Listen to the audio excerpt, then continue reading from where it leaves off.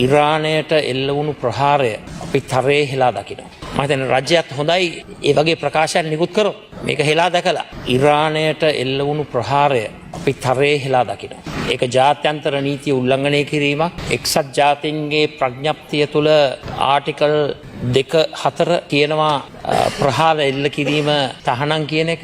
ආටිකල් 2.7 ඒ කියන්නේ රටක අභ්‍යන්තර කටයුතු වලට ඇඟිලි ගසන්නට බැරිවීම කියන එක. ඒ වගේම ප්‍රහාරය එල්ල කරන්න පුළුවන් එකම හේතුව හැටියට සඳහන් කරලා තිබෙන්නේ ආටිකල් 51. තමන්ගේ රටේ ආරක්ෂාව උදෙසා. අපි එක හඬින්ම පාර්ලිමේන්තුවක් හැටියට මේ අවස්ථාවේ මම යෝජනා කරනවා ඉරානයට එල්ල කරපු ඒ ප්‍රහාරය ස්වෛරී රටකට එල්ල කරපු ප්‍රහාරයක්. ඒ නිසා ඒ ප්‍රහාරය අපි තරයේ හෙලා දකින්නට ඕන මේ පාර්ලිමේන්තුවක් හැටියට.